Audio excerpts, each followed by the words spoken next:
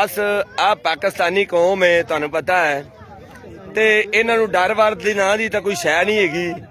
ए सारे लोग वेख लो, इस तरह कबड्डी हुंदी है ना, कबड्डी ते इस तरह लोग खड़े हो ते कबड्डी वेखदे ने। ते दूसरा इधर इधर वेख लो, सब तो वड्डा प्लेयर ए मैं जूम करना तुहानू थोड़ा वहाना, आ वेख लो, आ जूम कर ते वेखदे पै जे।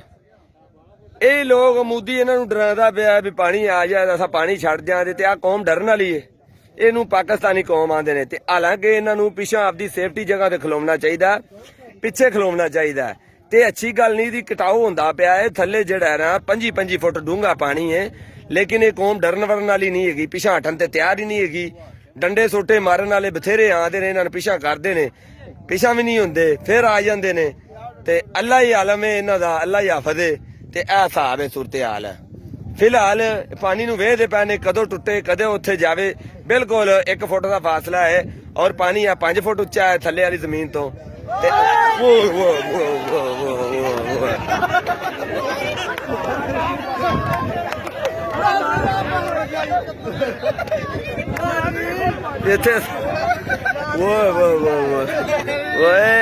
ਇੱਥੇ ਕੋਈ ਵੇਖੋ, ਵੇਖ ਲਿਆ ਜਨਾ, ਬੜੀਆਂ ਬੜੀਆਂ ਵੱਡੀਆਂ ਕਟਾਵਾਂ ਹੁੰਦੀਆਂ ਪਈਆਂ, ਮੰਨਾਂ ਡਿੱਗਦੀਆਂ ਪਈਆਂ ਨੇ, ਤੇ ਤਬਾਹੀ ਦਾ ਆਲਮ ਹੋਇਆ ਪਿਆ ਹੈ।